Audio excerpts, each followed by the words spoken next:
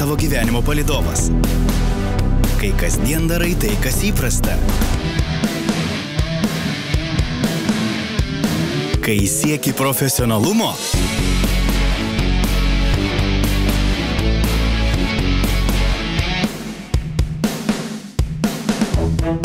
Jis sugeba nustebinti, kai nori pramogauti.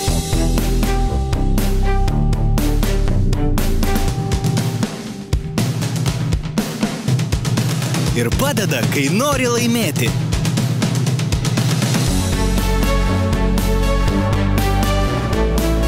Jis nepakeičiamas, kai ieškai informacijos.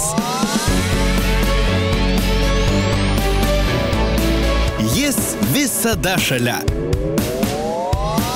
Ar įsivaizduoji save be jo? Baltikum spartusis internetas. Tikras draugas. Trečiadienio birželio 3 dienos Jurbarko žiniose matysite. Naujamiesčio jaunimo parką baigiantys įrengti statybininkai kovoja su pirmaisiais jos lankytojais. Čionai ateinančiais nepasigrožėti, o niokoti. Smalininkuose visą šią savaitę vyksta 4. kartą organizuojama edukacinė karinė stovykla Sakalė Lėk. Jurbarko koncertų ir parodų salėje vakar skambėjo jaunųjų pianistų atliekami kūriniai.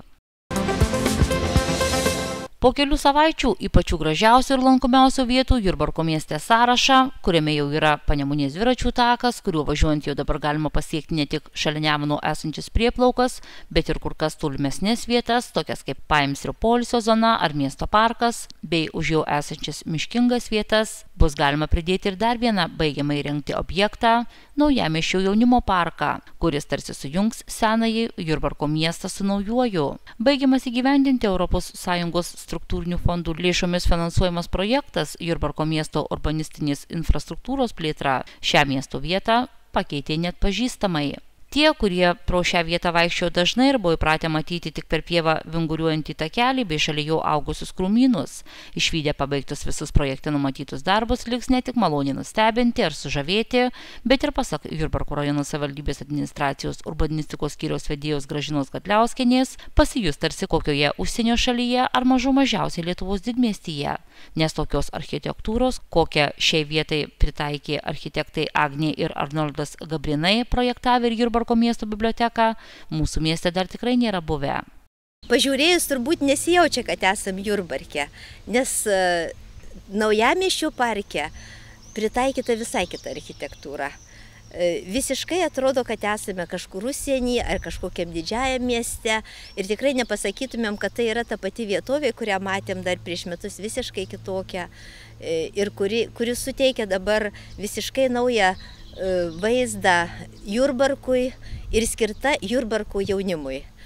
Čia įrengtos 3 visiškai atskiros poilsio aikštelės jaunimui. Tai jeigu kas neįsitektų šitoje vietoje, galėtų eiti į mažesnę vietą ir į dar mažesnę, kur galėtų būti su savo kompanija, su savo draugais ir veikti tam tikrus darbus, kažką kurti, kažką daryti, galų gale eiti į pasimatymus, bendrauti. Čia yra bendravimo vieta jaunimui ir viso Naujamiesčio žmonėms. Gal ką nors domina, kodėl čia tų suoliukų nėra tokių, kaip mes įpratę, su medinėm ten atsisėdimo vietom ir taip toliau. Bet matot, čia yra nauja architektūros išraiška ir tikrai norėjusi ją panaudoti Jurbarke. Atsisėsti galima ant to, kas yra labai paprastai, kaip namie atsisėdam kartais ant savo namo laiptelių. Vakar kartu su vyriausiaja rajono architekte apsilankę jaunimo parke matėme išties labai gražų vaizdą. Baltus iš tolo šviečiančius laiptus, kurie tuo pat metu atliks ir suolelių vaidmenį, pasivaikščiojimo takus bei erdves skulptūroms pastatyti. Kol kas čia dar tik trūksta fontanų ir apšvietimo, kuris bus įmontuotas į pačius laiptus. Ir nors visi darbai dar nebaigti, objektas dar nepriduotas, pasak Gražinos Gadliauskienės, patys smalsiausiai parko lankytojai laikas nuo laiko jau čionai apsilanko. Ir deja, vedini ne pačių geriausių norų.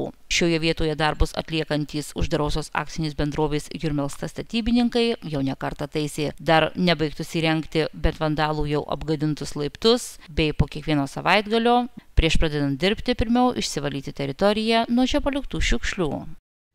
Jurbarko jaunime labai prašau, rinkitės kūrybingi, rinkitės muzikai, deklamuotojai, dainininkai, rinkitės visokiem renginiam, bet nesirinkite daužyti. Vaikai, labai prašau, nedaužykit to, kas sukurta, padėkit kurt.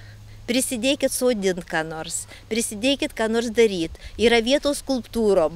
Manau, kad šičia galėtų būti abstrakčios skulptūros, jaunatviškos, kurias galėtumėte ir jūs patys pagaminti įvairiuose būreliuose, įvairiuose savo meno studijose. Tikrai čia jiems vietos atsirastų ir būtų labai gražu. Bet labai prašau, nedaužykit. Na, o kad jūs nedaužytumėt, čia bus įrengtos stebėjimo kameros. Ką darysi, toks jau yra gyvenimas. Jeigu jūs darysite blogus darbus, būsite matomi. Šios savaitės pirmadienį Smalininkų Lidijos Meškaitytės pagrindinėje mokykloje prasidėjo jau 4 metus iš eilės organizuojama karinė, edukacinė, sveikatinimo dieninė stovykla Sakalėlėk. Organizuojama kartu su karinių oro pajėgų aviacijos baze, su kuria mokykla Mažosios Lietuvos Jurbarko krašto kultūros centras ir Smalininkų bendruomenė yra pasirašiusi bendradarbiavimo sutartį. Šioje stovykloje vaikai gyvena pagal karinės disciplinos taisyklės, kasdien priima iššūkius, išmoksta įvairių karinių gyvenimo įgūdžių, dalyvauja mokymuose, kuriuos veda karinių oro pajėgų karininkai. Pagal iš anksto numatytą programą, pirmoji stovyklos diena buvo skirta pasiskirstimui į būrius, būrio vadų rinkimams bei rikiuotės ir šokio pratyboms. O vakarykštė diena, pasak vieno iš šios stovyklos iniciatorių, kultūros centro direktoriaus Arvydo Griškaus, buvo skirta susipažinti su NATO karių misija Lietuvoje. Ši diena skirta NATO pajėgom, tai naujas dalykas mūsų stovykloje. Norim pristatyti bent NATO koncepciją, būtent žmonės, kurie dalyvauja saugant mūsų šalies sienas, tai atvyksta NATO keletas kariškių, NATO oro policijos misijos atstovai, norvegai, tai mes turėsim iškilmingą rikiuotę, pagerbintieji, ir jie papasakos apie NATO misiją. Toliau papasakos apie savo šalį mes prašėm, nu ir vėlgi tai vyks anglų kalba, tai tam tikrai ir anglų kalbos pamoka patiems vaikams. Šiuo metu vyksta rikiuotės, vaikai treniruojasi atlikti tam tikrus rikiuotės žygiavimo pratimus. Trečiadienį, ketvirtadienį vyks kariški užsiėmimai, daugiau orientuoti į darbą būriuose, nu, šiaip vadiname skadrilėm, kadangi aviacija. Ir penktadienis uždarimas yra, tai jau daugiau pažiūrėti, ką mes galim, ir aviacinė diena, atvyksta ir svečių ir iš Šiaulių, taip pat atvažiuoja mūsų ir jau dabar ir vėlgi aviacijos draugai iš Aviacijos pasaulio žurnalas, kuris vėlgi susidomėjo, ir mūsų visa žiniasklaida visą laiką mus nušviečia. Tai irgi labai džiaugiamės, kad mes esame įdomus, ir tai, manau, labai svarbu mūsų vaikam, kurie gali pamatyti save iš kitos pusės. Kaip jau minėjome, stovyklą organizuojame 4. kartą ir kasmet vaikų susidomėjimas ją nemažėja, o auga. Arvydas Griškus pasakojo, jog šiemet prie šios stovyklos prisijungė ne tik kariškių ar iš kitų rajonų atvykę 5-10 klasių moksleiviai, bet ir vyresnių klasių gimnazistai. Šiuo metu yra beveik 100 vaikų, dalis yra svečiai, tai yra iš Jurbarko rajonų, yra net iš Vilniaus, iš Šiaulių, pačių kariškių yra vaikų, kurie išreiškė norą. Yra įvairių dalykų, bet ką pastebėjom iš kai kurių vaikų motyvaciją dalyvauti stovykloje su tam tikrom pareigom. Išskirčiau, pavyzdžiui, vienas berniukas iš Viešvilės, dabartinis gimnazistas, tai Mindaugas Paulauskas, man skambino kelis sykius prieš pačią stovyklą ir, nu, sako, aš labai noriu, jeigu galimybės bus, kažką daryti, bet aš, sako, noriu dirbti, noriu vadovauti būriui, nes aš planuoju stoti į kariuomenę. Šis vaikinas, tarp kitko, ir gerai mokinas, tai mūsų visų buvo bendras sprendimas duoti jam pabandyti save. Kiti taip pat būrininkai labai stiprūs yra atrinkti, kurie ne pirmas syk stovykloje, ir jie vėlgi dirba su savo kolegom. Iš tikrųjų, motyvacija yra gana aukšta, pasakyčiau, tarp vyresniųjų, o jaunimas po biškį įsilieja, ir viskas susidėlioja ketvirtadienį, penktadienį, kada jau visi susibendrauja. Šiandien numatyta lyg tai ir diskoteka vaikai išreiškia, būna bendra programa, tada jie jau paskutinę dieną nenori skirtis. Tai visą laiką natūraliai įsivažiavimas.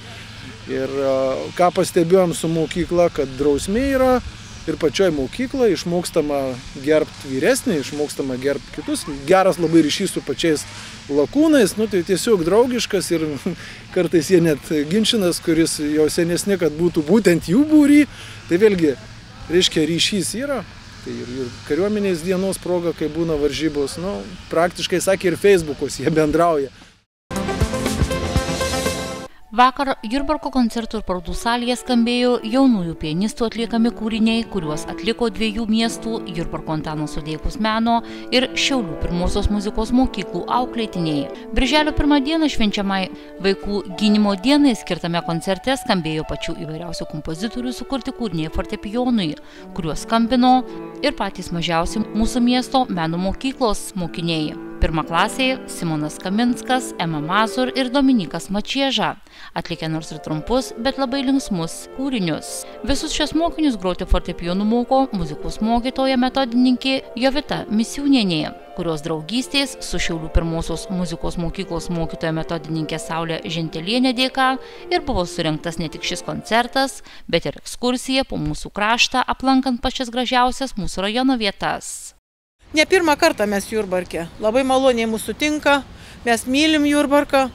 O šiaip tai tokia asmeninė draugystė yra mūsų su mokytoja Jovita Misiūnienė. Čia mūdvi abidvi esam, kaip čia pasakius, kolegės, draugės, kursiokės. Tai va taip pat ir sumastom visada. Jie pas mus atvažiuoja, mes turim Šiauliuose šiuolaikinės muzikos festivalį. Tai va kitais metais turėtų būti, kas 2 metai vyksta. Nu ir va mes tą draugystę taip vis tęsiam. Dabar sumastėm, kad reiktų pažiūrėti pilis, dar kartą pakoncertuoti jūsų nuostabioj, tikrai nuostabioj parodų salėj ir koncertų. Tai va su malonumu mes ir atvykstam. Čia yra Šiaulių pirmosios muzikos mokyklos mokiniai. Kaip jau minėjome reportažo pradžioje, šis koncertas buvo skirtas vaikų gynimo dienai, tačiau pasak pašnekovės, specialiai jai jis nebuvo rengiamas. Į kelionį Jurbarkan svečiai išsiruošė pasibaigus mokslo metams. Greičiau gal sutapo, specialiai nebandėm tos, gal būtų visiškai sutapę, jeigu būtų pirmadienis mums tikės visiems, bet kažkaip taip įvyko, kad nelabai. Ir vat taip išėjo, kad ir mokslo metų užbaigimui, ir kartu vaikų gynimo dienai, nu vienu žodžiu, ir valio atostogos mūsų, taip ir vadinasi renginys. Kartu su mūsų meno mokyklos pirmokėlės koncerto metu dar pasirodė ir tos pačios Antano Sodeikos meno mokyklos mokytojos Valdos Vasiliauskienės auklėtinė antrokė Ilma Legačinskaitė ir Danutės Švedienės mokinė trečiokė Gintarė Gabrielė Gapšytė. Šiaulių muzikos mokykla į Jurbarką atsivežė 1 pirmos, 9 antros, po 3 trečios ir 4, 4 penktos, 1 šeštos ir 2 7 klasės mokinius. Kaip ir mūsų muzikos mokyklos mokiniai groja ne tik fortepijonu, bet ir griežia smuikais, šiauliškiai taip pat pademonstravo gebėjimus groti pačiais įvairiausiais styginiais instrumentais. Pagrindė tai pianistai. Čia mes jau labai mylim, gerbiam fortepijoną, čia mūsų instrumentas, tai mes. Bet bus smuikininkų, turėsim kanklės. Nu, žodžiu, mes mylim visus instrumentus ir kas jau nepatingėjo pakoncertuoti. Vaikučiai kai kurie jau gal pavargę po mokslo metų, jau gal nebelabai nori koncertuoti. Tai... Pasiteiravus, ar Šiaulių krašte fortepijonas yra vienas iš populiariausių ir dažniausiai vaikų pasirinkamų muzikos instrumentų. Pašnekovai šį klausimą atsakė teigiamai. Šiaip populiarus instrumentas yra. Jeigu jau pagalvojus, tai jo, tikrai taip, bet pas mus ir mokyklų, pas mus konkurencija nemaža. Turim Juventos progimnaziją, kur ten jie mokosi kartu ir įvairių instrumentų ir vidurinė mokykla, kas yra tėvam labai patogu. O šiaip mūsų mokykla, dainų mokykla pietiniam rajone, Dagilėlį dainavimo mokyklą turim, Sondeckio menų gimnazija dabar jau kažkada bus aukštesnioji. Žodžiu, konkurencija nemenka. Bet prisirenkam pianistų. Šiandien išleistame naujausiame šviesos numeryje aiškinamasi, ar teisingą sprendimą priėmė rajono valdžia neuždarydama vaikų darželių vasarai, kaip kad tai buvo daroma keletą metų iš eilės. Gegužės 28-ąją posėdžiavusi rajono taryba nepatvirtino švietimo skyriaus pateikto sprendimo dėl ikimokyklinio ugdymo paslaugų teikimo vasaros laikotarpiu. Politikai nepritarė ne vienus metus galiojančiai tvarkai vasarą palikti tik vieną veikiantį vaikų darželį. Esą krizė seniai baigėsi, o toks sprendimas siūlomas vien dėl valdininkų įpročio. Daugiau apie tai straipsnyje įprastus vaikų darželio vasaros planus griauna politikai. Šalia išspausdintame kitame straipsnyje brakonieriavimas įvertintas teistumu pasakojama apie pernai už nelegalaus ginklo laikymą ir galimą brakonieriavimą Jurbarko rajone įkliuvusį jaunaviškį. Daugiau nei po metų, gegužės 25 dieną Jurbarko rajono apylinkės teismas pažeidėjus skyrė 826 eurų baudą ir 8 mėnesių įkalinimą, bausmę atidedant 1 metams. Už kokį konkretų pažeidimą jam buvo skirta tokia bausmė, sužinosite iš šio rašinio. Kartu su šiuo numeriu šiandien išėjo ir laikraščio priedas Kultūros sala, kurioje apžvelgiami praėjusio mėnesio kultūriniai renginiai bei pateikiamos kitos kultūrinės aktualijos. Šiame priede skaitytojai supažindinami su Jurbarke veikiančia muzikos grupe Muzikinis vizitas, kurio paskutinį pasirodymą buvo galima stebėti gegužės 13 dieną vykusiame Meilės Deivei Mildai skirtame koncerte. Taip pat šioje Kultūros saloje skaitytojams pasakojama ir apie gegužės 15-osios popietę Eržvilko kultūros centre su garbingu 90 metų jubiliejumi pasveikintą bandonijos ansamblio bandonininką Antaną Janušą, kuris šį jubiliejų paminėjo grodamas. Sau įdomių rašinių šiame numeryje ras ir šokių studijos Era gerbėjai ir klojimo teatro mylėtojai. Na, o paskutiniuose laikraščio puslapiuose kaip visad publikuojamos sporto naujienos, orų prognozės, artimiausių renginių anonsai bei keletas kitų trumpų naujienų.